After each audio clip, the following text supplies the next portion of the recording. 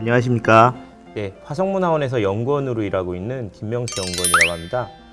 지금 보시는 동영상은 2020 화성문화원 문화학교 특강이고요. 팬데믹 상황 때문에 이렇게 온라인으로 진행하게 됐습니다. 한 경계인의 삐딱이 세상 보기 연한 박지원 읽기라는 주제를 가지고 강좌를 진행하고 있고요. 오늘 강좌는 7강입니다. 북학과 관련된, 그러니까 북학이라고 흔히들 얘기하는 그런 것과 관련된 것들에 대해서 오늘 강의를 들을 건데요. 언제나 항상 강의해주고 계시는 한양대학교에서 이제 학생들을 가르치시는 고전문학자 박수밀 선생님 함께하겠습니다. 선생님 안녕하십니까? 네, 또 반갑습니다. 예, 이번 7강 주제는 뭔가요? 네, 그래서 이제 이번 7강의 주제는 이제 북학에 대한 거를 해볼까 해요. 북학. 북학이라는 게 또 조선 후기 문학 사상사를 이해하는데 굉장히 중요한 핵심이에요. 왜냐하면 이제 그 당시에 이제 우리 또 그 국가 이데올로기가 예. 북벌이라는 이제 개념이 있다 보니까 북벌. 네네. 그래서 그렇군요. 이제 우리 그 실학자들이 가운데 또 이 북학을 외친 그런 사람들이 있어서 예예. 또 뭐 역사와도 이제 관련이 돼 있고 또 박제가라는 인물도 뭐 조금 이렇게 가볍게 이제 또 맛배기로 보고 뭐 예. 이런 식으로 해서 한번 또 조선 후기의 지성사 이렇게 좀 탐구하는 작업을 해보겠습니다. 예. 또 본격적으로 한번 하기 전에 제가 한번 좀 질문 한번 하는 걸로 시작을 해볼까요? 예. 그러니까 이제 뭐 질문이라기보다는 만약에 이제 우리가 어떤 고전으로 돌아간다면 고전에서 이제 어떤 사건들이 있잖아요. 어떤 인물이 겪은 사건. 예. 근데 내가 이런 인물을 한번 이제 이렇게 막 어떤 사건이 있는데 그 바꾸고 싶은 그런 고전의 역사적 사건이나 상황이 있으면 한번 내가 한번 이 인물을 한번 이렇게 이 인물의 사건이나 상황을 바꿔보고 싶다. 뭐 이런 게 한번 있다면은 한번 하나 지금 머릿속에 딱 떠오르는 거 한번 말씀해 보실까요? 저는 예전에 저 구비문학 전공했으니까 설화를 살펴보다 보니 네. 그 신립장군에 대한 설화가 많더라고요. 네, 탕궁대. 네. 그래서 그 어떤 여성이 이제 신립장군에게 그 신립장군에게 한이 맺혀서 배수진을 치게 했다는 네. 그런 내용이거든요. 간단하게 얘기하면. 네. 근데 저는 그 얘기도 얘기지만 신립장군이 그때 굉장히 용맹한 장군으로 이름이 났는데 그 너무 이렇게 그 도의적인 거 아마 자기 사정이 있었겠지만 그 배수진을 치지 않고 좀 더 몸을 좀 살펴서 다시금 도전했으면 어땠을까 하는 생각을 해본 적이 있습니다. 네, 그렇겠네 진짜 그죠. 그 탕금대에서 너무 그게 이제 일본의 조총을 좀 너무 잘 몰라서 이제 벌어진 그렇습니다. 일이잖아요. 그러니까 그때 그 상황을 좀 바꿔서 다시 좀 잘 알게 해서 진짜 대체했다. 아니 후퇴를 한다든지 그렇죠. 그래도 배수진을 치지 말고 네. 목숨을 부지하면서 그러니까 꼭 같이 죽고자 하면 살 것이라고 하지만 그것도 때에 따라 상황에 맞춰서 해야 되는 거지. 네네. 그런 식으로 하면 안 됐지 않았나. 그러네. 저도 충분히 공감이 돼요. 예. 제가 한번 이제 여쭤봤던 게 예. 이제 역사 선생님들한테 한번 물어봤대요. 그래서 예. 이제 어떤 가장 바꾸고 싶은 조선의 역사적인 인물 하나를 꼽아라 했더니 1위로 뽑은 거는 이제 뭐였냐면은 예. 소현세자였어요. 소현세자. 소현세자. 요즘 드라마도 많이 나오죠. 그래요. 소현세자가 이제 병자호란 때 예. 그 중국에 이제 청나라한테 포로로 끌려가서 8년간의 생활을 하고 이제 돌아왔는데 돌아오자마자 이제 몇 달 만에 이제 독살설이 있잖아요. 예. 독살 당했다는 그 비운의 이제 인물인데 아마도 이제 그 역사 선생님들이 이거를 아마 비운의 왕세자 그 소현세자를 1위로 뽑은 이유가 소현세자가 이제 중국의 북경이 아니라 이제 심양이죠. 심양에 이제 포로로 북경도 이제 갔다 오긴 했지만은 그 이제 심양에 끌려갔을 때 오히려 이제 이제 소현세자는 그때 이제 중국의 발달된 문명을 본 거예요. 그리고 나서 이 청나라의 어떤 발달된 문명을 좀 어떤 조선에 좀 적용시켜 보고 싶어서 청나라 인사들과도 좀 적극적으로 사귀고 그래서 이제 돌아와서 그런 어떤 중국의 좀 문물을 배우자 이런 시선들을 보이니까 이거는 뭐 임금도 그렇고 인조 사대부들이 전혀 이제 어떤 용납할 수 없는 문제였거든요. 그래서 아마 죽임을 당했을 거다 이렇게 이제 보고 있는 건데 만약에 소현세자가 왕이 됐다면 좀 더 이 조선의 현실을 많이 개혁하지 않았을까? 일찌감치 문물이 들어왔을 거다 이런 가정들을 그렇죠. 많이 하는 거죠. 이런 어떤 아쉬움을 갖고 있기 때문에 이제 1위로 뽑은 것 같은데 이 지점도 이제 바로 그 당시에 그런 어떤 북벌 의식으로 인해서 북학을 생각했었던 소현세자가 이제 또 이렇게 죽게 된 거기 때문에 제가 이제 시작을 한번 이걸로 꺼내 본 거예요. 그러니까 대의명분을 너무 이렇게 그 당시에 갖고 있던 그런 생각에 갇혀서 이게 좀 이렇게 생각을 좀 바꿨으면 좀 훨씬 좋은 미래가 있었을 것 같다는 아쉬움이 다들 있는 거잖아요. 아, 근데 이제 지금도 그렇지만은 참 그런 게 어려운 것 같아요. 뭔가 맞습니다. 이렇게 생각을 바꾸는 기존에 가지고 있었던 그런 국가적인 이데올로기를 뭔가 이렇게 바꿔간다는. 왜냐면은 모든 그 하층민부터 사대부까지 이 머릿속에 아예 이제 우리가 그걸 이제 이렇게 깊이 아예 각인이 돼서 바꿀 수 없는 거를 좀 전문 용어로 내재화돼 있다라고 하는데 예. 그냥 아예 이게 이제 박혀 있기 때문에 뽑아내기가 어려운 거예요. 그러니까 이제 북벌이라고 하는 이 국가 이데올로기는 예. 우리가 이제 더군다나 이제 어쨌든 병자호란의 치욕을 겪었잖아요. 예, 그러니까 예, 이거 그 맞습니다. 당시에 그러니까 저는 이제 이해가 가요. 그 당시 뭐 모든 얼마나 배송- 화가 났을 거예요. 그럼요. 그러니까 이제 그 당시 상황은 정말 저는 이해가 가요. 이해가 갔는데 그걸 또 이렇게 다르게 보고 뭔가 좀 실용적, 실리적으로 생각해서 어쨌든간 그럼에도 불구하고 저 발달된 거를 좀 조선의 어떤 그 가난한 현실을 바꿔서 굶어 죽어가는 백성을 한번 구해보겠다라는 또 생각도 뭐 일리가 있는 거 아니에요. 세계적 그러나- 흐름에도 올라타야 되는 네, 거고요. 정서적으로는 이제 그런 것들이 용납되지 않는 문제였기 때문에 그래. 이제 소현세자가 그렇게 이제 비운의 왕세자가 된 건데 예. 오늘 한번 이 이제 북벌과 북학의 뿌리에 대해서 한번 배워봄으로 해가지고 예. 또 조선 시대의 그런 사상과 또 어떤 문화를 갖다 이해할 수 있는 또 한 방편을 삼았으면 좋겠습니다. 전 오늘? 그 굉장히 그 사사로운 거에 이렇게 감정에 연연하지 말라고 사대부들이 그렇다는데 어디 보면 그것도 감정 아닌가요? 그럼요. 아니 그러니까 사사로운 감정에 연연하지 않는 게 아니라 늘 보면은 사대부들이 사사로운 감정에 많이 연연하는 거를 제가 경험을 합니다. 네. 예, 그렇군요. 자, 이 연안과 박제가 북학을 외치다라는 이제 제목인데 예, 일단은 이제 이거를 이해하기 위해서 우리가 이제 이 북학이라는 말이 예, 박제가의 저 작품에서 나온 거다 보니까 예. 그 이제 작품 이제 책 이름이 북학의라고 하는 거거든요. 예, 예. 근데 여기에 이제 연안 우리가 이제 기본적으로는 연안 박전을 하는 거잖아요. 예, 예. 그래서 연안 박전이 쓴 북학의 서문을 가지고 이야기의 실마리를 풀어갈 생각으로 뭐 시작을 했습니다. 한번 읽어보시죠. 예. 예. 배움의 길에는 다른 방법이 없다. 모르는 것이 있으면 길 가는 사람을 붙잡고라도 물어보아야 한다. 어린아이나 종일지라도 나보다 한 글자라도 많이 알면 잠시라도 배워야 한다. 자신이 남만 못하다고 부끄럽게 여겨 자신보다 나은 사람에게 묻지 않는다면 평생토록 스스로를 고루하고 아무 재주 없는 지경에 가두는 것이다. 네. 예. 사실은 요 구절을 제가 되게 좋아해요. 연암의 이제 예. 수많은 문장 중에 제가 참 좋아하는 게 배움의 길에는 다른 방법이 없다 하면서 길 가는 사람을 붙잡고라도 물어봐라. 어린아이 종일지라도 나보다 한 글자라도 알면 배워야 한다. 저는 이거를 되게 좋아해요. 그래서 이제 우리가 이제 무언가를 배울 때 예. 나보다 나이가 어리거나 나보다 못한다고 하는 사람에게는 이렇게 좀 배우는 걸 부끄러워하는 경향이 있거든요. 예. 어때요? 저기 우리 김 선생님은 좀 이렇게 좀 나보다 좀 어리거나 아니면 나보다 못한 사람에게 이렇게 뭔가 묻는 것에 대해서 어떻게 생각을 하고 계신가요? 좀 그런 거- 제가 네. 좀 11년 연애를 했다고 했지 않습니까? 네, 맞아요. 11년 연애하고 결혼이 지금 네.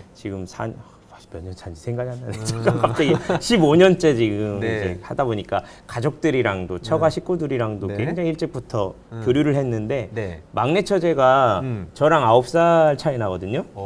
그렇군요. 근데 저는 네. 이제 항상 선생님을 말하라고 하면 막내 처제가 우리 선생님이다 이렇게 얘기합니다. 진짜요? 그래도 왜요? 왜 그러냐면요. 네. 제가 그러니까 맨스플레인이라고 하잖아요. 음. 그러니까 뭐 얘기 나오면 이거는 뭐 이렇고 저거는 저렇고 막 이렇게 또 어리잖아요. 그러니까 네네. 막 앞에서 제가 저도 모르게 잘난 척을 네, 했나 잘난 봐요. 척을 했는데. 그냥 막내 처제가 아니 오빠 뭐 그거 알고 얘기하는 거야? 그러는 거예요 저한테. 네. 제대로 알고 얘기하는 거야? 네. 그래서 나 제대로 몰랐구나. 갑자기 그 생각이 팍 들더라고요. 내가 저렇게 물어봤을 때 대답할 수 없는 얘기를 마치 내가 아는 것처럼 주저리 떠들고 다니는 놈이었구나. 이런 깨달음이 탁 온 거예요. 그래요? 그래가지고 이제 이게 아무거나 아는 척하면 안 되겠다. 물론 그때 당시 대학원에 다니고 있어서 이제 대학원에 들어가게 되면 이 학부 때 이제 학부 4학년들이 제일 세상에서 아는 게 제일 많잖아요. 그 교수들보다 아는 게 더 많은 것 같은데 그 상태에서 대학원에 오다 보니까 이제 거기서도 이제 많이 내가 아는 게 아무것도 아니었구나 이런 생각을 하던 차에 그 스트레스를 이제 다른 사람한테 그렇게 풀고 있었던 것 같아요. 그러니까 그래서 예.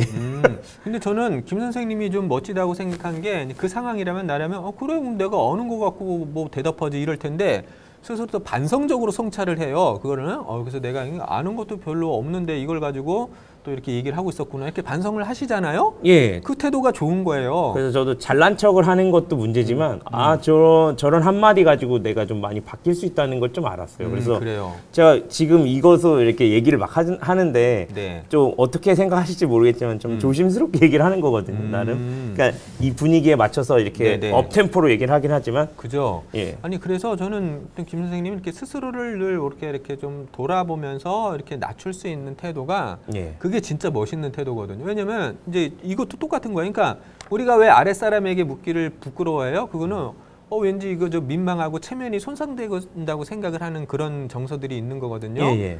그래서 이제 늘 그게 이제 어려운 건데 우리가 이제 불치함은 아주 흔한 그 네 글자 사자성어가 있습니다. 예. 아랫사람에게 묻는 걸 부끄러워하지 않는다라는 게 이제 불치함은인데 옛날부터 그런 말이 있긴 있었군요. 네, 아랫사람에게 그러니까 뭔가 배움을 위해서라면 예. 아랫사람에게 묻기를 부끄러워하지 않아야 된다고 생각을 하고요. 저도 예, 예. 그리고 저는 늘 그런 생각을 해요. 한 인간이 아무리 많은 지식을 가지고 있어도요, 그건 진짜 지역적인 거고 일부분이에요. 맞습니다. 그 연암 박지원이 그 얘기를 했다니까요. 우리 인간의 지식이라는 것은 냄새나는 가죽 부대 속에 글자를 알고 있는 게 예. 남들보다 몇 글자 아는 것에 불과하다. 저는 그거를 진짜 동의를 해요. 예. 아무리 제가 이제 학자잖아요. 학자가 지식이 많아도 저는 뭐 이렇게 연암 박지원에 대해서만 잘 아는 거고요. 예를 들어 이제 우리가 이과에서 가장 인기 있는 건 의사들이잖아요. 예. 그러니까 여러분들이 의사 되게 똑똑하다고 생각을 하지만은 이제 똑똑함과 또 지성은 다른 거거든요. 예. 그러나 이제 이제 일정한 전문 지식을 갖추게 되었을 때 의학적인 지식에 대해서 남들보다 더 많이 아는 거지. 예컨대 핸드폰에 대한 지식은 그쪽에 또 어떤 분야의 사람이 더 잘 아는 거고. 그 병원 1층에서 핸드폰 파는 그 친구 젊은 사람보다 모르겠죠. 그렇죠. 또 만약에 문과는 이제 옛날에는 이제 법관이 많이 됐잖아요. 그럼 예. 법관이 이제 어떤 지식 전문가가 됐을 때 법률에 대해서 남보다 더 많이 아는 거지. 그분들이 내가 연암이라 이렇게 고전 지성사 할 때 나보다 아는 게 더 많은 게 아니잖아요. 그렇죠. 그러니까 예. 각각 다 잘하는 게 다를 뿐이에요. 그러니까 우리가 이 인식을 꼭 가져야 되는 필요가 있다고 보는 게 예. 우리가 어떤 분야에서 되게 우리가 이제 어떤 선망하는 직업도 있고 세계가 있잖아요. 그러면은 다른 것도 왠지 다 그럴 거라고 생각하는 경향이 있어요. 예컨대 예. 이제 얼굴이 잘생긴지 이렇게 정우성을 보면 마음씨도 되게 착할 것 같잖아요. 예, 저는 그런 생각 많이 합니다. 예, 근데 정우성 실제로 그런 것 같아요. 정우성은 인격도 괜찮아. 그래서 이게 너무 슬퍼요. 아니 얼굴도 잘생겼는데 인간성도 좋아 보일 때 예. 정말 이거 너무 좌절이잖아요. 각각 다 달라야 되는데. 저도 네. 어떤 여배우가 이렇게 그 네, 변호사 그쵸. 역할로 나왔던 드라마를 전 드라마 자주 안 보니까 네. 굉장히 좀 뭐랄까 똑똑한 느낌으로 생각했는데 네. 어떤 예능 프로에 나와서 너무 한심한 문제를 막 틀리고 그러더라고요. 그렇죠. 그런 거 많죠. 그런 네. 것도 이것도 다 편견이구나. 네, 그냥 그럼요. 그 연기를 그만큼 잘한 거니까. 네, 그러니까 배우는 연기 잘하면 되는 거지 어떤 예. 그런 정말 상식적인 지식이 모를 수도 있는 거고요. 그렇죠. 예. 그러니까 그런 것들을 우리가 너무 무시할 필요가 없는 게 각각의 분야에서 자기 분야에서 어떤 전문가의 어떤 능력을 갖추면 우리가 그거를 칭찬을 해줘야겠지만 예. 근데 우리는 일반적으로 만약에 얼굴이 잘생기고 예쁘면 마음씨도 꼭 그럴 것 같이 생각하고 예. 또 어떤 분야에서 되게 잘 나가는 어떤 직업이나 똑똑하면은 다른 것들도 지성이 그럴 거라고 보는데 예. 진짜 별개의 문제입니다. 이건 제가 좀 장담할 수 있는 게 예. 두루두루 겪어보니까 그렇더라고요. 교수님들도 저 자신도 그렇고. 교수님들도 약간 같은 분과 내에서도 좀 전공이 다르면 또 모르는 것이 있을 수 있는 그러니까 거죠. 특정한 분야만 잘할 뿐이니까 예. 우리가 이제 그런 지식과 지성은 전혀 별개의 차원이에요. 이런 어떤 인식을 가져야 되고요. 예, 예. 그래서 내가 아는 지식으로 남을 무시하지 말자. 제가 이제 자주 하는 얘기지만 예. 그게 필요한 것 같고요. 그렇기 때문에 아랫사람에게 묻는 걸 부끄러워할 필요 없어요. 내가 모르는 건 당연히 물어보고요. 그리고 모를 수도 있죠. 그리고 지금 시대는 지식적인 거는 모르는 걸 부끄러워할 필요가 없는 게 제가 예. 늘 얘기를 하지만은 지금 시대의 지식은 인공지능이 우주만한 지식을 갖고 있기 때문에 그냥 핸드폰에 쳐가지고 검색해서 알아내면 되는 거거든요. 맞습니다. 네, 그래서 우리가 지성이 이렇게 이제 어떤 지성이 작거나 지혜가 작은 거는 좀 부끄러워할 수 있어야 돼요. 그거는 예. 우리가 끊임없이 어떤 그런 지혜를 갖춘 사람으로 나아가야 되고 또 지성을 갖춰야 되는데 예. 지식적인 거는 그렇지가 않은 그렇죠. 게 찾아보면 너무 되는 우주만한 지식이 있는데 아무리 한 인간이 잘 알아도 이게 티끌만한 지식 갖고 얘기하는 거라는 거. 예. 이 인지가 필요하고요. 그랬을 때 이제 연암의 말처럼 배움의 길은 다른 게 없어요. 모르는 게 있다면 길 물어봐야 가는 사람, 되는군요. 머슴, 하인한테도 물어봐서 알게 되는 게 되게 중요해요. 그러니까 예. 모르는 거를 모른다고 하는 건 절대 그 사람을 무시하지 마세요. 모르는 것을 아는 척하는 게 오히려 부끄러울 수 있습니다. 예. 네. 그래서 이제 연암이 이 얘기를 하는 거예요. 예. 자, 그럼 여기는 좀 짧으니까 여기도 한번 읽어보실까요? 예. 순임금은 밥 갈고 씨 뿌리며 질그릇을 굽고 물고기를 잡는 일로부터 황제가 되기까지 남에게 배우지 않은 것이 없었다. 네. 공자가 말하길 나는 젊은 시절에 미천했기 때문에 막일에 많이 익숙했다라고 했으니 그 막일 역시 밥 갈고 씨 뿌리며 질그릇을 굽고 물고기를 잡는 일 따위였을 것이다.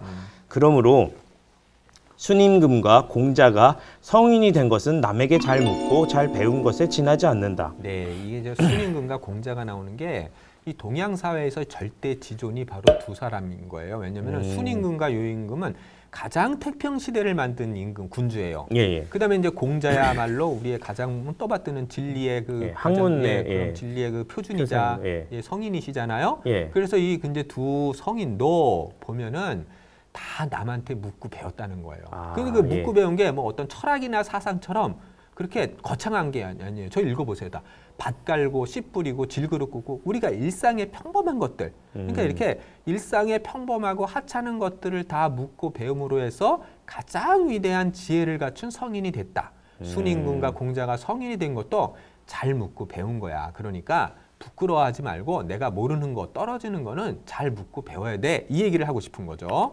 저도 예전에 그 구비문학 조사를 다니다 보면 네. 그 평생 농사만 지신 분인데 네네. 굉장히 깊은 철학이 담긴 얘기를 하시는 경우들이 있더라고요. 맞아요. 어떤 일을 열심히 하고 오래 하고 또 그리고 마음이 선하면 자연스럽게 그런 것들이 생기는 것 같습니다. 맞아요. 제가 생활의 단인을 가끔 이제 즐겨보는데 그 일상에서 그 특정한 분야의 달인이 될 분들 예. 가끔 얘기 듣다 보면 저런 언어야말로 진짜 지혜의 언어구나. 예, 철학자 같은 느낌이 내가 들기도 어떤 하고요. 학자의 세계에서 발견하지 못한 그런 지혜의 말이나 어떤 생각을 그런 평범한 분들이 한 분야에서 어떤 터득한 말들을 통해서 오히려 배울 때가 되게 많습니다. 예. 네. 자, 요거는 이제 기니까 제가 그냥 이렇게 정리를 할게요. 그 다음 구절이. 예. 근데 이제 우리나라 이제 선비들은 예. 조그만 땅에서 태어나가지고 커다란 세계도 경험해 보지 못하면서 예. 그 그냥 태어나 늙기까지 그 자기 어떤 경험에 예. 그 작은 땅덩어리 안에 살면서도 예. 늘 우물안 개구리처럼 이렇게 이제 살아왔다는 거예요. 우물안 개구리 아시잖아요. 그 우물안의 개구리는 우물의 세계가 전부니까 예. 이거 뭐 넓은 바다를 경험하지 못하고 그 자기가 본 우물만으로 그거를 전부라고 생각하는데 예. 이게 우리 인간의 어떤 경험의 세계를 얘기하는 거예요. 예. 그러면서 이제 어떤 선비들에 대한 비판이 뭐냐?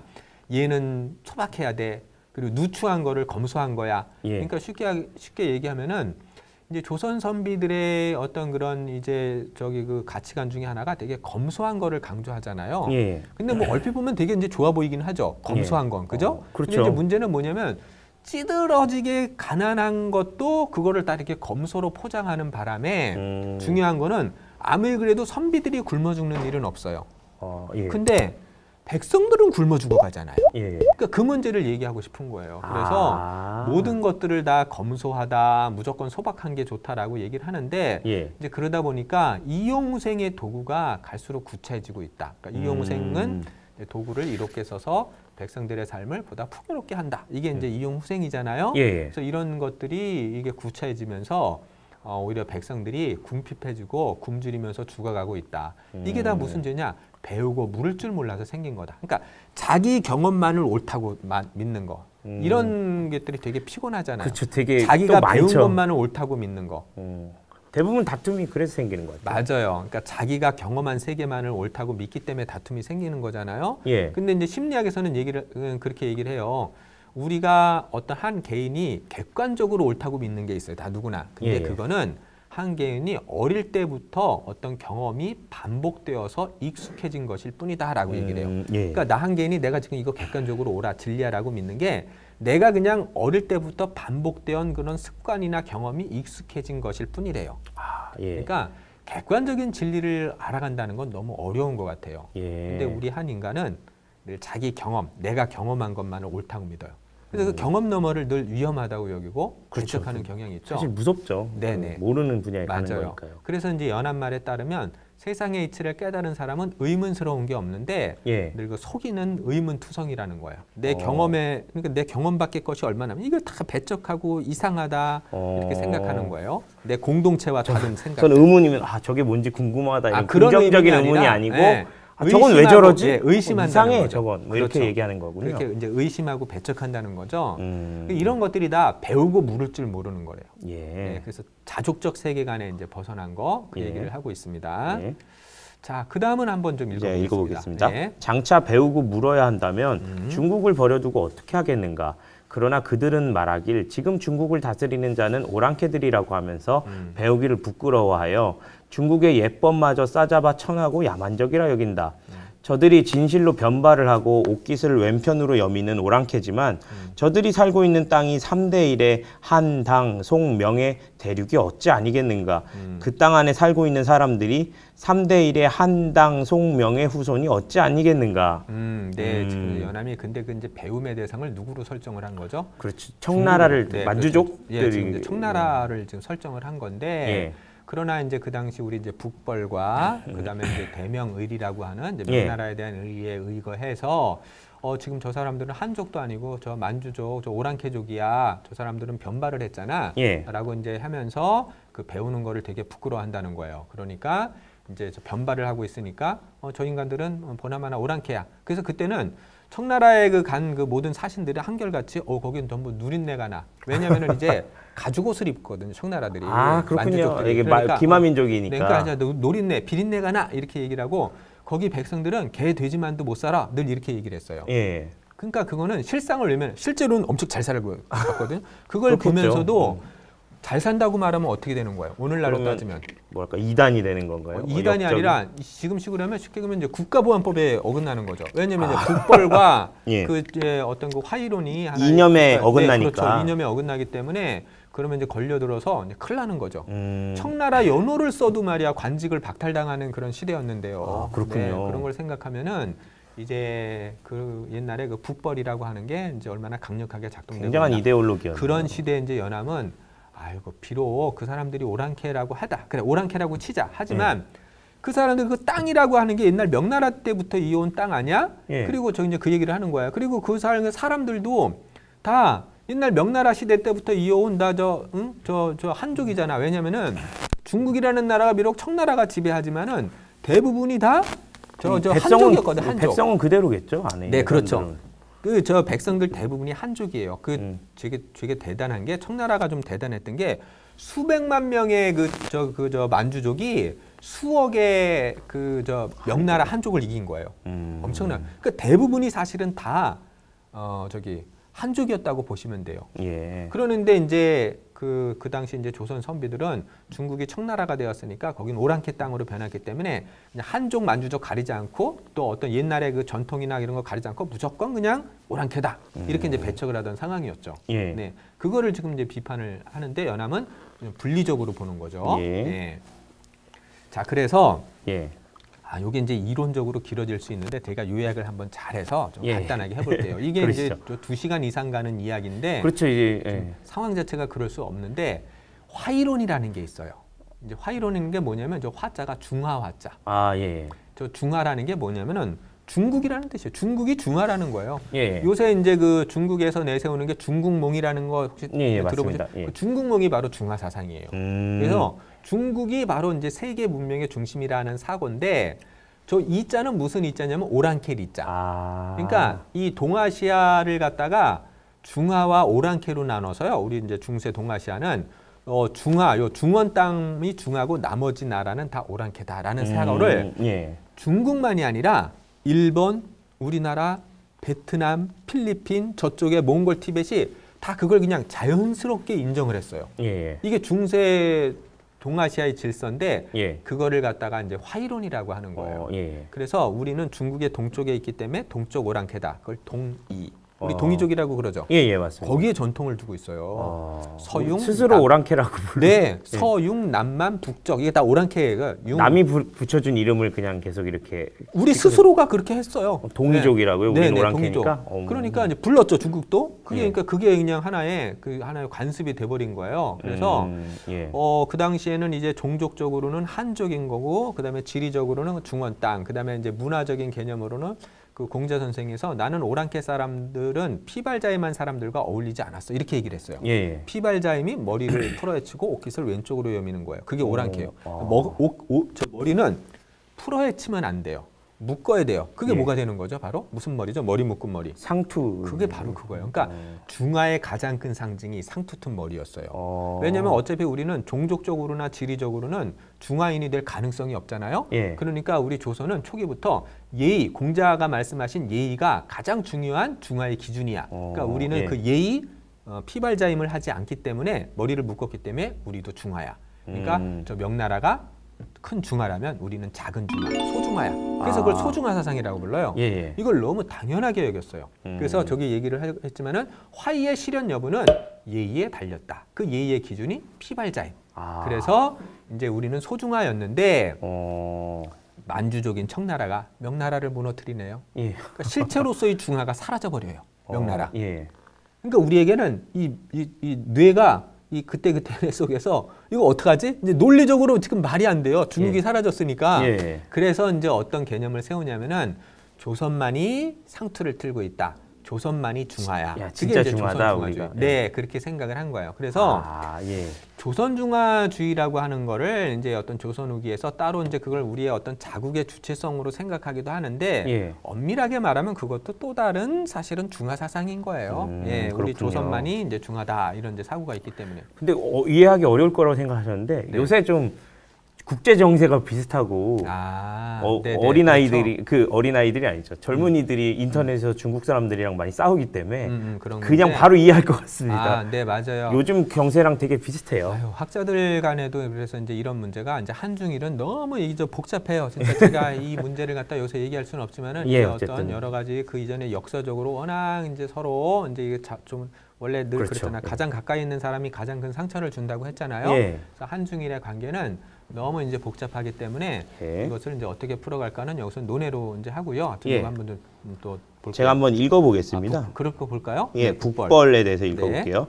북벌은 임진왜란 때 조선을 도운 은혜, 즉 제조지응과 병자호란의 치욕을 잊지 말고 오랑캐 청에 대해 복수를 실현하자는 논리다.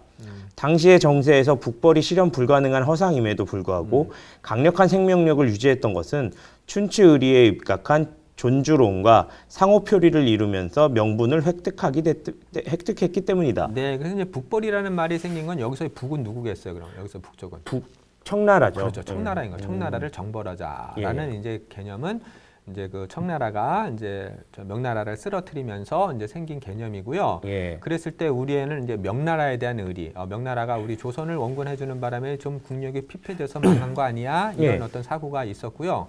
그래서 그게 이제 제조지은이라고 저기 썼는데 다시 건설하게 해준 은혜. 우리 조선이라는 나라를 다시 세워준 은혜가 있다라는 예. 게 있고 병자호란 때 우리 심양에 우리 조선의 백성들이 60만 명이나 자그마치 끌려갔어요. 거기 예. 당한 그 얘기는 제가 이것도 이제 2시간짜리니까 예. 여기서 할 수가 없는데 예. 근데 이제 정말 제가 그 열하일기 첫걸음에서도 그랬던 이제 그때 심양 땅에서 겪은 우리 어떤 예컨대 뭐 환양년이라는 개념도 거기서 난 거. 환양년. 환양녀가 환양년이 됐다고 네네, 얘기를 그렇죠. 들었습니다.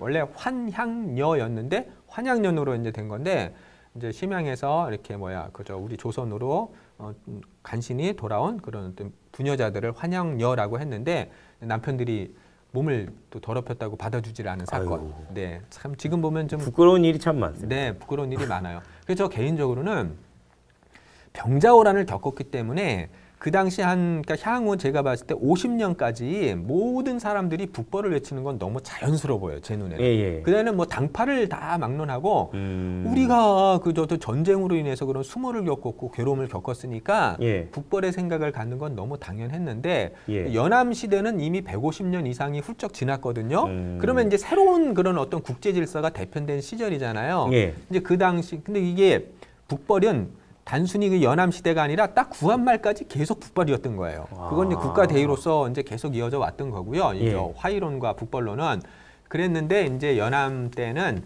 연암과 같은 현실론자들이 중국에 가보니까 뭐 개돼지만도 못 사는 게 아니라 조선보다 너무나 훨씬 잘 사는 거예요. 그리고 저 발달된 문명을 그래서 좀 우리 국내에 좀 적용하면 좋지 않아? 이런 좀 실리적인 관점에서 좀 현실적으로 예. 그다음에 뭐 노린내가 난다고 그랬는데 꼭 그런 것도 아니고 예. 그래서 오히려 더 번화하고 번성하고 그 당시 북경의 어떤 문화 수준은 세계 10대 도시 문명 안에 들어가는 수준이었어요. 왜냐하면 그 전부터 비단길을 통해서 유럽 문명이 왔다 갔다 하면서 예. 이미 이제 그런 번화한 문화 국가를 건설하고 있었거든요. 그런 상황에서 좀 현실을 좀 보자. 서양을 막 삥 뜯는 나라였잖아요. 사실. 처음에 그러니까 북벌이라는 게 그냥 아예 실현 불가능한 건데 입으로만 북벌 하면서 그거를 예. 하나의 그냥 허상으로서 이렇게 논리만 세웠지. 그러면 북벌이 만약에 맞다면은 그거를 대세울 뭐 국방을 갖다가 뭐 강하게 한다거나 이런 거는 전혀 하지 않고 그쵸. 입으로만 북벌 하면서 그거를 그냥 이데올로기만 활용을 하니까 그런 것들이 이제 실학자들은 속상했던 거죠. 네. 어떻게 보면 약간 이제 저희 반공주의 네네. 그런 거랑 좀 비슷한 느낌도 있습니다. 네, 그렇죠. 이제 비슷한 게 있고요. 그래서 이제 저 존주론이라는 게 이제 주나라를 존숭하는 건데 그게 예. 이제 바로 그 중화 사상을 얘기하는 거예요. 예. 그래서 우리가 이제 머리를 묶는 거를 중화의 상징으로 생각을 했잖아요. 예. 그러니까 그것과 어울렸기 때문에 북벌이 더 강력하게 계속해서 유지될 수 있었던 거죠. 예. 네, 왜냐하면 청나라는 머리를 변발을 예, 했으니까. 이렇게 따갖고요. 오랑캐니까. 그러니까 처부수고 무찔러야 될 대상이라는 게 저 명나라가 망한 지 200년이 지난 후에도 계속해서 이렇게 좀 힘을 발휘할 수 있었던 논리가 되었다고 봅니다. 예. 이 북벌의 기치를 완성하신 건 효종과 송시열이에요. 예. 송시열이 저런 말이에요. 공자가 춘추를 지으심에 대의가 수식하지만 존주가 가장 크다. 주나라를 존숭하는 게 존주인데 예. 그 주나라를 존숭하는 그 문화가 바로 피발자임을 하지 않는 거. 예. 네. 그래서 지금 밑에 쓴 게 되게 이제 길어지기 때문에 제가 간단하게만 얘기를 할게요. 청나라가 등장을 했고, 예. 그러면서 이제 실리와 명분이 충돌을 하는 게 사실은 이제 청나라가 인조 남한산성까지 피난 갔을 때도 예. 주화파 좀 청나라랑 화친하자. 이게 대표적인 인물이 누구냐? 이거 남한산성 영화를 보면 금방 알 수 있어요. 봤는데. 그죠? 주전파 끝까지 싸우자. 끝까지 싸우자는 김상환이고요. 예. 그다음에 주화파는 이제 최명길이에요.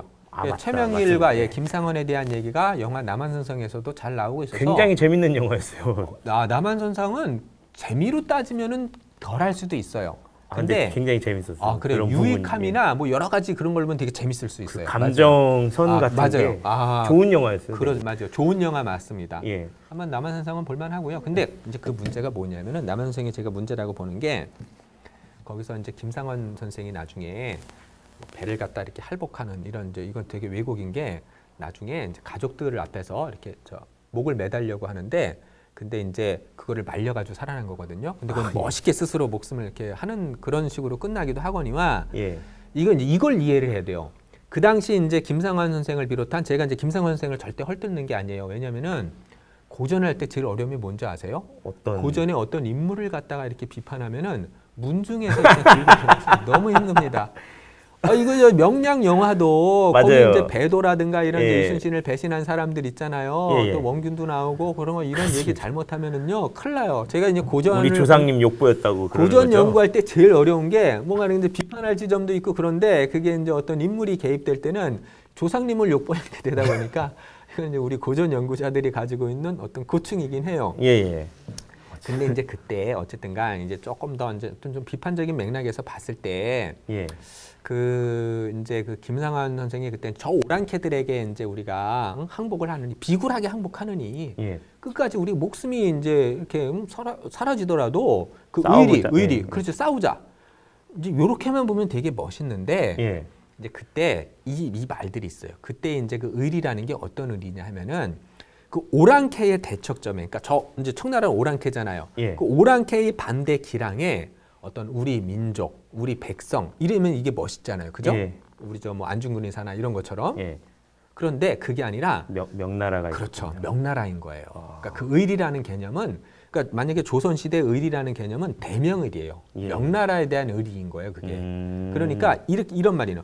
민족이나 백성보다 우선하는 게 의리다라고 하는데 그때 그 의리라는 게 대명의리예요, 대명의리. 그래서 그 남한산성 영화를 보시면 3, 4초 나오는데 모든 신하들이 어느 날 아침에 저기 북쪽을 향해서 딱 절하는 게 나와요. 예. 그게 어떤 거냐면은 설명도 없는데 명나라의 마지막 황제인 의종의 생신을 갖다가 이렇게 절하는 거예요. 아, 그렇구나. 연호도 명나라의 마지막 황제인 의종의 연호가 숭정이거든요. 예. 숭정 연호를 계속 쓴 거예요. 그냥 그때도. 근데 그거는 지금에 봤을 땐 제가 비판적인 관점으로 봐야 되지 않겠느냐. 그렇군요. 그러니까 개인적으로는 최명길이 현명했다고 봐요.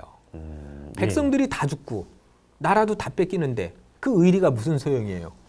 그렇군요. 싸워봤자 지는 게임인데. 예. 예, 그러니까 그런 맥락에서 훗날을 도모하기 위한 거예요. 최명길에. 그러니까 최명길은 그 당시 많은 비판받아요. 예. 그래서 이 기록물에도 최명길은 유학자였지만 좀 비판하는 그런 글이 많아요. 선비들에게는 맞아요. 이 사람 청나라랑 화친한 사람이기 때문에 그 사람 씹는 게 아까 스포츠 네. 같은 거였겠네요. 아, 그럼 막 씹지는 않아요. 왜냐면은 최명길이 그래도 이 뼈대 있는 그런 어떤 그 가문의, 가문이었고 예. 또 어떤 유학자였기 때문에 예. 아, 그 당시 어떤 그런 실리적인 마인드에서 이제 그랬던 건데 그 지점을 그렇게 별로 좋게 평가하지는 않았던 거죠. 예. 그러나 어쨌든 간 결과적으로는 조선이 살아났던 거고 예. 뭐 그런 거야. 근데 이제 아이고 그저 인조가 3배 구고두레라 가지고 청나라 그저 임금 앞에 가지고 황제 앞에 가지고 그 머리를 갖다 찍고 그게 그냥 이렇게 신용하는 것도 아니에요. 그런 거 보면은 나라를 빼앗긴다는 게 정말 서러운 거구나. 나라가 약하다는 게 예. 이런 것들도 이제 깨달을 수 있는데요. 예. 어쨌든 얘기가 좀 길어졌지만 이제 그런 이제 사연들이 있어요. 저희 얘기가 저 2시간짜리래 진짜. 제가 좀 길게 하고 근데 싶은데 짧게 잘 정리하신 것 같은데요. 그래요? 짧게 됐어요? 예. 뒤에 더 짧게 갈게요. 그래서 대명을이라는 게 나왔고 이제 북벌로는 바로 효종은 지 형인 또 소현세자가 예. 어떻게 죽는지 봤죠? 그래서 자기는 더 반대로 이렇게 강하게 했어야 되겠네요. 그 전부터도 반대였지만 형이 죽는 걸 봤으니까 더 강하게 했을 것 더 같아요. 세게 했을 것 예, 같아요. 그래서 북벌이 이제 생겼고요. 그러나 이제 시간이 많이 지나면서 현실적인 강대국으로서 중국 문명을 좀 새롭게 보려 그 문명이 개되지만도 못하거나 예. 비린내가 나는 게 아니라 조선보다 잘 살고 있구나. 예, 세계가 이거를, 또 예. 세계와 교류해서 또 그렇죠. 그렇게 그거를 됐겠죠. 현실적으로 보려는 거예요. 그러면서 북학론이 싹 트면서 북벌과 북학이 이제 나타난데 예. 이거는 이제 학문적으로 봤을 때 북벌과 북학의 막 그 개념을 예. 서로 다르지 않다라고 보는 입장도 많고 그렇기 때문에 아, 제가 그래요? 여기서 그것도 참 그러니까 복잡하네요. 학문적으로 접근하는 순간은 복잡한 게 너무 많아요, 사실은. 아마 그 북학을 하는 분들도 아마 네. 그런 일단 그건 배우지만 이건 아니다 뭐 이런 식의 입장들을 또 많이 그렇죠. 갖고 있었을 것 왜냐하면 같아요. 북벌을 대립적으로 또 말하지도 않기 때문에 그래서 오묘한 지점이 많이 근데 생겨요. 그렇게 말하면 되게 그 당시 위험했을 것 같아요. 그렇죠. 왜냐하면 북학을 막 주장하면 위험하기 때문에 북벌을 갖다가 거스르지 않는 그런 뉘앙스를 풍기면서 그럼, 말하고 예. 이런 여러 가지 미묘한 지점들이 많이 생겨요. 오랑캐지만 배울 점이 있다 이렇게 얘기를 해야지. 네, 그렇죠. 맞아요. 그렇게 오랑캐가 아니야라고 말하는 순간 목 날아갈 수 있어요. 그렇죠. 네. 예. 아 예. 근데 이제 북학이라는 말은 어쨌든간 저기서 나왔어요. 예. 아, 북학이라는 말은 그 당시 학자들이 쓴 게 아니라 아 옛날에 온 거군요. 지금의 학자들이 쓰는 거예요. 아, 그러니까 그래요? 20세기 어. 학자들이 쓴 개념이에요. 반대네. 근데 북학파라는 말을 왜 달았느냐? 예. 이 박제가의 북학의에서 따온 거예요. 아, 북학에 예, 대한 예. 논의라는 건데 예. 그 북학이 자서에서 저기 뭐죠? 저 박제가가 북학이라는 말을 쓰게 된 이유가 저 구절에서 따왔다고 말을 해요. 맹자에서요. 예. 제가 한번 질량은, 읽어보겠습니다. 예. 예, 한번 읽어보세요. 예, 등문공상 사장입니다. 네. 진량은 초나라에서 태어났으나 주공과 중리의 도를 기뻐하여 북으로 중국에 가서 배웠거늘 네. 북쪽 지방의 한 학자도 혹 앞설 수 없었다. 네, 그래서 저기서 북으로 북하고 중국 그게 예. 바로 이제 저 주공은 주무왕의 동생인데 예. 공자가 아주 극찬한 인물이거든요. 그래서 주공과 공자의 도를 기뻐해서 북으로 중국에 가서 배웠다. 북하고 중국. 저기서 북학이라는 말을 따와서 박제가가 북학의라고 했는데 예. 이제 후대의 학자들이 요때 요렇게 좀 중국을 배우자고 하는 사람들을 북학파라고 하자 해서 북학파가 나온 거죠. 예. 네, 그래서 그것이 북벌과 이제 대비되는 그런 개념인데 좀 밑에 이제 한번 중요한 거니까 읽어보죠. 정리말이니까. 남쪽의 낮은 문화에 살던 사람이 북쪽의 선진 문화를 배운다는 의미로 북학이란 말이 나왔다. 네. 북학에는 문화 수준의 낮은 낮은 민족이 중국의 선진 문물을 배워 문명 국가가 되겠다는 뜻이 담겨 있다. 네, 맞습니다. 좀 뜻도 묘한 것 같아요. 네, 아 그렇죠. 그러니까 왜 저거는 아마 초나라인데 저희가 생각하면 초나라도 중국이잖아요. 근데 그렇죠. 북으로 가니까 그게 중국이고 아, 네, 뭐 그런 그렇죠. 개념도 그렇고. 네네. 근데 그걸 북으로 갔다는 건 원래 이제 그 말하는 도를 배우러 가는 건데 네네. 이 북학의 문물을 박제가의 북학은 또 그 느낌은 또 아니잖아요. 아, 네, 실용을 그렇죠. 배우는 거니까. 아, 맞아요. 뭐 그런 거 좋은 지적이요. 굉장히 학문적인 확실히 이제 우리가 학문을 하셨던 분이다 보니까 그런 지적점이 생기는 건데요. 네. 어쨌든 이제 북학의 개념은 좀 우리 어떤 조선이 조금 더 이제 문화 수준이 낮으니까 예. 저 발달된 문화를 배워서 좀 이 가난한 현실을 좀 더 이용무생해 보자 이런 어떤 인식이고요. 예. 제가 지금 말이 조금씩 빨라지는 게 시간이 없다 보니까 할 얘기가 많고 그래서 예. 조금 이제 빨라지니까 이제 이해를 해주시고요. 예. 북학의 흐름은 저렇습니다. 처음엔 다 당연히 적대기인데 예. 그다음에 이제 수용을 하고 예. 다 이제 활발하게 교류를 하고요. 18세기 후반에 호불백년이라는 게 오랑캐는 100년을 못 간다라는 사고가 있었어요. 그러니까 근데 100년 넘어버렸네. 그렇죠. 그러니까 이거 뭔가 이건 의리와는 다르구나. 예. 그다음에 명나라가 조선을 도와준 게 그 자기 실리야. 그 일본이 아. 조선을 그거를 깨닫기 시작한 거예요. 조금 저희가 생각하는 거랑 비슷하네요. 그렇죠. 네. 명나라의 멸망은 자기네들 부패로 망한 거잖아요. 그렇죠. 예. 조선 도와줘가지고 그건 뭐 살짝 뭐 이유는 있었겠지만 근본적인 이유는 그게 아니라는 걸 알게 된 거예요. 예, 예. 그리고 이제 그 단계 중요한데 그래 청나라 통치 세력은 오랑캐다 이적이다. 하지만 예. 청의 문물과 문화는 다 옛날 중화의 전통 아니냐. 그렇죠. 예. 그리고 한족과 만주족은 다른 거 아니냐. 요 논리로다가 이제 이렇게 북학을 주장하는 거예요. 아, 예. 저게 근본주의 어떤 그런 중화론자들을 화살을 비껴가기 위한 굉장히 현실적이고 되게 합리적인 생각이라고 봐요. 아, 살아남기 위한 생각이군요. 통치 세력은 오랑캐지만 음. 문화와 제도는 다 우리 어떤 그저 중화의 제도인데 그리고 거기 있는 백성들은 다 우리 같은 다 우리가 같은 명나라 후예들이라고 생각했던 사람들인데 예, 왜 그렇죠. 그걸 그렇게 퉁쳐가지고 다 오랑캐라고 해? 이러는 거죠. 국가보안법을 피하기 위한 그래서 네, 맞습니다. 이제 박제가의 북학위에서 바로 예. 북학이라는 말이 나왔다 하시면 예. 되고요. 한번 제가 이제 박제가라는 사람이 그 중국에 갔을 때 청나라 나빙이라는 사람이 이제 그려준 초상화인데 이건 진짜 옛날 그림이죠. 그렇죠. 귀한 그림이네요. 네, 진짜. 귀한 그림인데 뭐 보면은 좀 얼굴이 좀 약간 실망스럽지 않아요? 뭐 저는 초상화는 그렇게까지 보면 늘 실망하게 돼 있습니다. 박제가 선생에 대해서 이제 외모가 뛰어날 거라고 생각해 본 지 별로 없어서. 그렇구나. 되게 청명해. 천재 박제가는. 키 작은 천재 고집쟁이. 그게 예. 박제가 이미지라고 보시면 됩니다. 그렇군요. 저게 이제 조선 사신의 어떤 그런 무관의 어떤 그 옷차림이다라고 생각하시면 돼요. 예. 그래도 소매는 늘 넓죠. 명나라의 그런 풍습이 있어서. 예. 자, 그럼 요거 하나는 한번 읽어보시죠. 뭐. 예. 우리를 저들과 비교한다면 진실로 한치도 나은 점이 없다. 그럼에도 유독 상투를 튼 것만 가지고 스스로 천하의 제일이라고 뽐내면서 지금의 중국은 옛날의 중국이 아니다라고 말한다. 그 산천은 비린내와 노린내가 난다고 헐뜯고 그 백성은 개나 양이라고 욕을 하며 그 언어는 오랑캐 말이라고 모함하면서 중국 고유의 좋은 법과 아름다운 제도마저 싸잡아 배척해버린다. 그렇다면 앞으로 어디를 본받아 나아가야겠는가? 네, 좋습니다. 앞에 지금 카메라가 있어서 우리 김 선생님이 제 원래 제 노트북이 왔다 갔다 하면서 노트북이 전원이 나가고요. 그렇군요. 네, 왔다 갔다 하면서 지금 보는 거고요. 예. 그 연합의 이제 생각을 이렇다고 보시면 되는 거예요. 그러니까 예.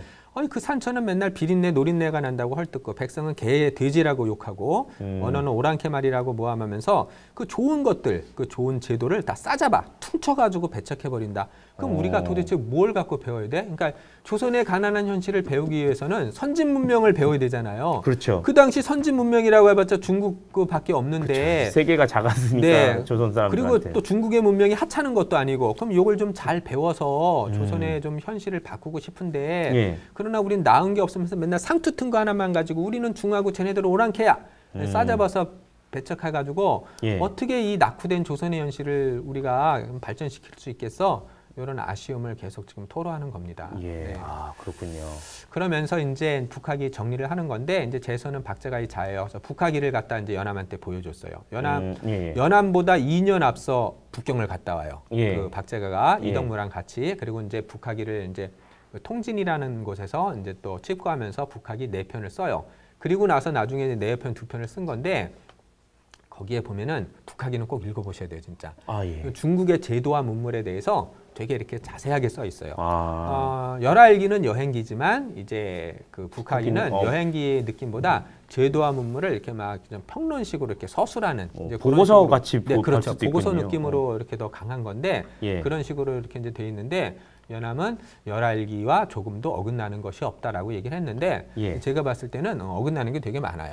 여기서 어긋나는 게 많다는 건 예. 뭐 문체라든가 방식이라든가 방향성이 분량이라든가. 같다는 거 아닐까요? 예, 맞아요. 그러니까 제가 봤을 때 이용우생이라는 그 지점은 똑같은 거죠. 예. 연암도 그걸 말했던 것 같아요. 예, 아마 다. 그럴 것 같습니다. 네. 자, 그러면서 이게 이제 마지막입니다. 예, 이거 그럼 한번 읽어볼까요? 네, 한번 읽어보시죠. 예. 그러면. 아, 이것이 어찌 한날 우리 두 사람의 눈으로만 보고 나서 그렇게 된 것이겠는가. 진실로 비 내리는 지붕과 눈 쌓이는 처마 아래서 연구하고 술이 건화하고 등잔심지 돋우는 즈음에 손뼉치며 좋아했던 이야기를 한 차례 눈으로 경험한 것일 뿐이다. 요컨대 이를 남에게 말할 수가 없으니 남들은 정말 믿지 않으리라. 믿지 않으니 참으로 화를 낼 것이다. 화를 내는 성질은 편협한 기질에서 말미암은 것이고 믿지 않는 원인은 중국의 산천을 헐뜯은 데에 있다. 네, 맞습니다. 그래서 이제 이게 똑같을 수밖에 없었던 게 이 사람들은 이제 중국에 가기 전부터 백타 부근에서 맨날 모여가지고 그렇게 어떤 나라 현실을 근심하고 시를 짓고 그랬거든요. 예. 이미 그때 머릿속에서 정립이 됐던 거를 중국에 가서 확인해 온 거기 때문에 예. 그래서 이제 그 눈으로 경험한 것일 뿐이다라고 얘기를 하는 거고요. 예. 그런데 이제 믿지 않을 거 아니에요. 막 화를 내겠죠. 예. 근데 본 것이 좁으니까 자기네들이 보고 기존에 그 경험해온 그 내재화된 그 북벌 이데올로기로 생각을 할 것이기 때문에 예. 저 중국에도 본받을 만한 게 많어, 좋은 것들 많아. 아무리 뭐 벽돌과 수레 이거 정말 이거 우리 조선에서 배워야 돼.